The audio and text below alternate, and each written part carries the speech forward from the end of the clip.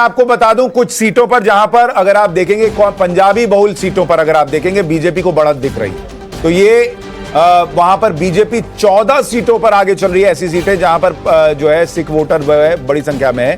तो पंजाबी बहुल सीटों पर बीजेपी को 14 पर आगे बढ़त है और आम आदमी पार्टी को 5 सीट पर बढ़त है। ये अपने आप में क्या पंजाब को लेकर भी एक तस्वीर दिखाता है कि पंजाब में जो हजार रुपए नहीं बटे उसकी वजह से एक नाराजगी है। पूर्वांचल बहुल सीटों पर अगर आप देखेंगे जहां पूर्वांचली बड़ी संख्या में है वहां भी बीजेपी को बढ़त है। बीजेपी ऐसी 10 सीटों पर आगे है और आम आदमी पार्टी 9 सीट पर आगे है।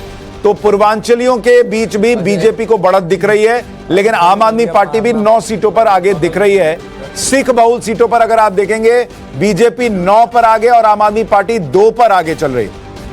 मुस्लिम बहुल सीटों के बारे में आपको बताता हूं। मुस्लिम बहुल सीटों पर भी कांटे की टक्कर दिख रही है। जो एक तरफा आम आदमी पार्टी की तरफ जाती थी, अब वहां 5 और 5 का मामला दिख रहा है, यानी नेक टू नेक फाइट है। और वहां पर ऐसा माना जा रहा है कि ओवैसी की पार्टी और कांग्रेस ने मुस्लिम वोट बांट दिया है, जिसका फायदा बीजेपी को हो रहा है।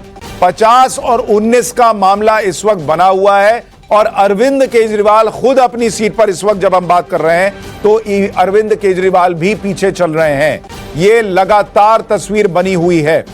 मुझे ये बताइए राजगोपालन सर, क्या ये जो 50 सीटें हैं और अगर ये ऐसी रहती हैं और बीजेपी की सरकार बनती है, पहले हरियाणा फिर महाराष्ट्र और अब दिल्ली और बिहार भी ऑलमोस्ट मुझे लगता है कि एनडीए निकाल ही लेगा। जो लोग कह रहे थे मोदी कमजोर हो गए हैं, क्या वो नैरेटिव पूरी तरह से खत्म होगा?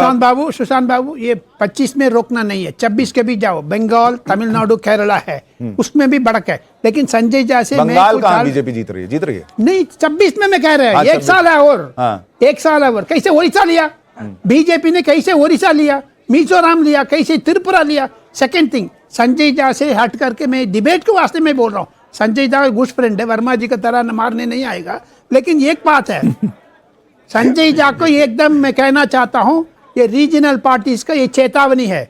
अरविंद केजरीवाल हरा है, मुस्लिम वोट्स कांग्रेस के पास जा रहे हैं। ये DMK, Trinamool Congress, even RJD, Lalu Yadav, Tejashwi Yadav, सबको ऊपर ये बारी पड़ेगी। कांग्रेस को भड़काएगा, रीजनल पार्टीज को सिंह कमजोर हो जाएगा। नहीं, लेकिन मैं ये कह रहा हूं संजय जी, क्या ये कांग्रेस के लिए क्लियर मैसेज है? नो, कांग्रेस अगर अकेले लड़ती या अकेले लड़े और रीजनल पार्टीज के भरोसे न रहे तो बेहतर कर सकती है। यही तो नरेंद्र मोदी मतलब ये इतना कर रही है तो इससे और आगे चली जाती। देखिए सुशांत जी, इस चुनाव में जो लोग ये कह रहे हैं कि आपने कहा कि ओमर अब्दुल्ला जी का ट्वीट आया है कि आप लोग अंदर में लड़ेंगे, मतभेद होगा तो यही नतीजे होंगे।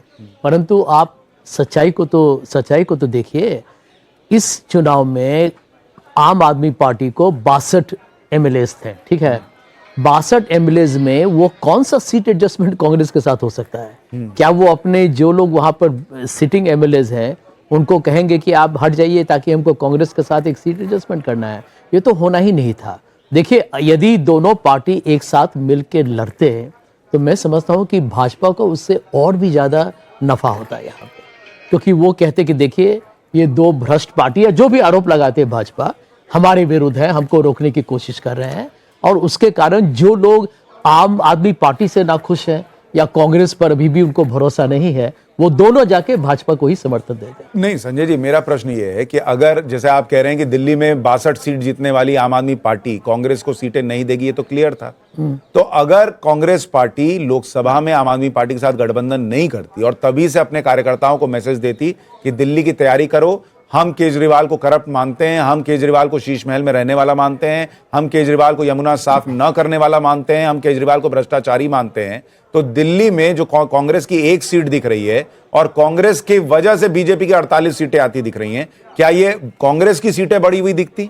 देखिए सुशांत जी, लोकसभा और असेंबली इलेक्शन का पहले तो आप तुलना न करें, वो अलग अलग मैं समझता हूं कि अफसाने हैं। लेकिन गौर करना इस बात पर है कि कांग्रेस पार्टी के लिए जो सबसे बड़ा जो भी सर, एक बहुत बड़ी खबर आ रही है, बहुत बड़ी खबर, और ये बड़ी खबर आ रही है नई दिल्ली सीट से।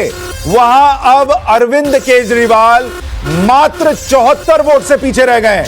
यानी अरविंद केजरीवाल ने कमबैक किया है नई दिल्ली सीट पर, जहां वो सुबह से लगातार पीछे चल रहे थे, परवेश वर्मा आगे चल रहे थे।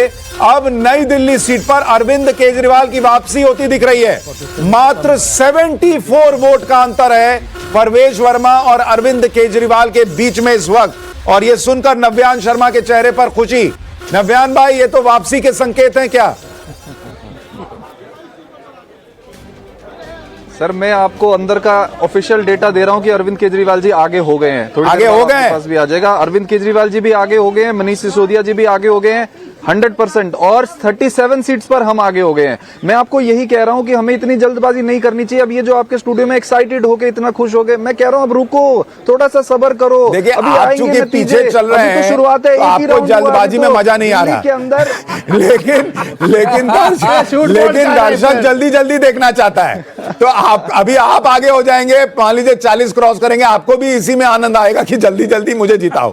तो इसलिए कोई बात नहीं, थोड़ा पब्लिक का इंटरेस्ट बने रहने देना चाहिए। नई दिल्ली सीट पर केजरीवाल वापसी कर रहे हैं। नव्यान शर्मा कह रहे हैं केजरीवाल आगे हो गए। क्षेत्र में अंत तक लड़ाई होगी। मैं आपको कह रहा हूं, किसी की भी जीत हार होगी, वो 3 से 4 हजार के आसपास की जीत हार होगी। और दिल्ली में भी कम से कम 30 सीट तो ऐसे हैं जहां बहुत लास्ट तक लड़ाई होगी। चक्कर है, मतलब आम आदमी पार्टी गिरी है, बीजेपी बढ़ी है, लेकिन आम आदमी पार्टी खत्म नहीं हुई है। उसका एक जो बेस वोट बैंक बना हुआ है वो है। तो और कांग्रेस के बारे में जो रणनीतिक वोट करते हैं जो लोग कि भाई बीजेपी को हराना है और कांग्रेस अच्छी नहीं है, तो वोट कहां दे सकते हैं? वो भी एक वोट आम आदमी पार्टी को। नव्यान जी, आप जो कह रहे हैं, आपके पास आपकी इंटरनल रिपोर्ट आ रही है कि आम आदमी पार्टी अभी 37 सीटों पर आगे है। आपकी इंटरनल रिपोर्ट में बीजेपी कितने पे आगे है? सर बीजेपी 23 पे आगे है। 23। आम आदमी पार्टी 37 पे आगे है, बीजेपी 23 पे तो आगे है, फिर बाकी मनीष जी 10 भी आगे सीट चल कहाँ रहे हैं है? और अरविंद जी भी आगे चल रहे हैं। बाकी 10 सीट? तो अभी मैं वही आपको बता रहा हूँ, जितनी हमारे पास कंफर्म आती जा रही है, मैंने आपको ओके, वही बताया ओके, है। और ठीक भी है। आ जाएंगी, मैं आपको और बता दूंगा। ठीक और है। दूसरी बात, अभी हाँ। आप जो अलग अलग जो पूर्वांचली भाइयों का अलग बता रहे थे, पंजाबी भाइयों का अलग बता रहे थे, आप अपना भी टोटल कर लीजिए, वो भी 20 से ज्यादा है। जो रुझान आप दिखा रहे हैं उससे ज्यादा है वो। तो मेरा डेटा सही है, आप अपने डेटा के साथ मैच कर लीजिए, मैच कर रहा है। ठीक है। संजय सिंह केजरीवाल के घर मिलने पहुंच गए। नई दिल्ली सीट पर पहले राउंड की काउंटिंग कंप्लीट हो गई है। देखिए, अमानतुल्लाह खान 1,30,000 से जीते थे ओखला में।